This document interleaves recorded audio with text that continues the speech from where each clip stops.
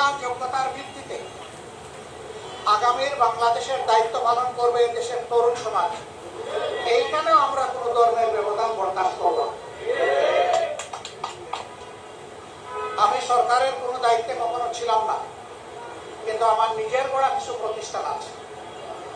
একটা medical college আছে, সেখানে 750 কর্মকর্তা কর্মচারী আছে।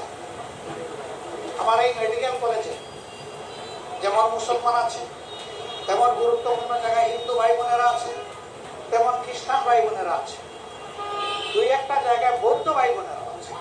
আমরা এখানে কোনো বেষ্টন করি, আমরা দেখেছি কার যোগ্যতা আছে আমার এই জায়গাটাকে সার্ভিস দেওয়ার, আমি তাকেই রুখে দিচ্ছি। আমি জামাত ইসলামের আমির। অনেকে বলে যে আপনার প্রতিষ্ঠানে আসলেই কি এইরকম? আমি বলে যে গিয়ে একটু দেখে আসি।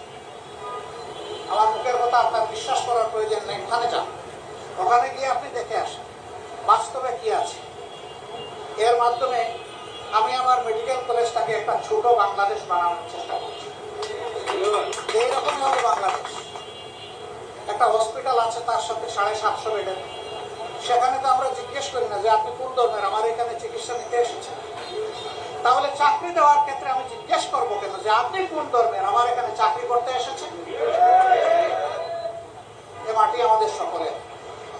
দ্বিতীয় একটি কথা, এটার কবর রচনা হোক আমি চাই। এটি হচ্ছে সংখ্যাগুরু এবং সংখ্যালঘু। সংখ্যাগুরু আর সংখ্যালঘু এই দেশের সকল নাগরিক সমান অধিকার ভোগ করবে। একটা স্লোগান দিয়ে আমাদের মধ্যে হিংসা, হানাহানি এবং রাজনৈতিক ফায়দা লুটার চেষ্টা হয়েছে যুগের পর যুগ। আমাদের সকল ধর্মের মানুষ হাতে হাত মিলিয়ে আমরা এখন আওয়াজ তুলব, আমরা কেউ এখানে সংখ্যাগুরুও নই এবং আমরা কেউ এখানে সংখ্যালঘু নই। আমরা সকলে সমান। সম্মানিত ভাইরা, আমি ধন্যবাদ জানাই আমার এই বন্ধু, তিনি বলেছেন যে কোথাও জামাতে ইসলামী এবং ইসলামী ছাত্র শিবিরের কোনো মানুষের বিরুদ্ধে লুটতরাজ, ভাঙচুর, অগ্নিসংযোগ, চাঁদাবাজির কোনো অভিযোগ উনি জানেন না। আমি বলবো আপনি জানেন না ভালো, কিন্তু যদি কোথাও জানেন আমাদেরকে একটু বলবেন, কি করি একটু দেখবেন। আমরা এই ধরনের কোনো অসততাকে, দুর্বৃত্তপনাকে আমরা কখনো প্রশ্রয় দিই না। কাজে এই কাজের জন্য কাউকে আমাদের বহিষ্কার করার প্রয়োজন হয় না। যেহেতু এখানে তৈরি হয় না এই ধরনের এলিমেন্ট, বহিষ্কার করবো কেন? দরকার তো নাই। এই আঙ্গিনাকে আমরা পরিচ্ছন্ন রাখতে চাই। আমি শুধু আমাদের কথা বলছি না, আমি বলবো যারাই রাজনীতি করবেন মেহরবানি করে একটা রাজকীয় মন নিয়ে আসেন। ফকিরের মন নিয়ে রাজনীতিতে আসার কোনো প্রয়োজন নেই। আপনি রাজনীতি করবেন, আপনি একজন ভিক্ষুকের সন্তানও হতে পারেন, কোনো অসুবিধা নাই, কিন্তু মনটা আপনার হতে হবে রাজকীয় মন। আপনি সমস্ত মানুষকে ধারণ করবেন, আপনি আপনাকে বাদ দিয়ে বাকি সবাইকে শ্রদ্ধা করবেন, আপনি আপনাকে সহ সবাইকে ভালোবাসেন, তখনই আপনার জন্য রাজনীতি করা মানায়। আর রাজনীতির নামে লুটপাট, নিজের কপাল কিসমত গড়া, আর 2 দিন পর পর বলবেন যে আমার দেশ এখন সোনালী যুগে পদার্পণ করেছে, আর এগুলা শুনতে চাই না। এগুলা শুনতে শুনতে আমরা ক্লান্ত হয়ে গেছি। ভাই, আপনি আগে সোনার মানুষ হন, তারপরে আমার দেশ সোনার দেশ হয়ে যাবে।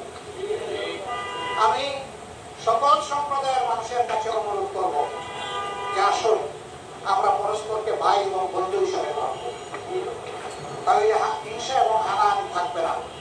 আর কয়েকদিন পর পর এখানে এসে পাহারাও দেওয়া লাগবে না।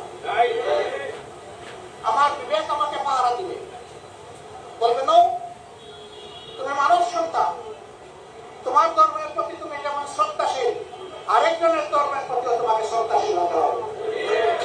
কোন ধর্ম কাউকে দুর্বৃত্ত হতে শেখায়, হিংসা, প্রতিহিংসা শেখায়, আমি এটা বিশ্বাস করি। এরকম যদি কেউ হয়, এটা কোনো ধর্মই না।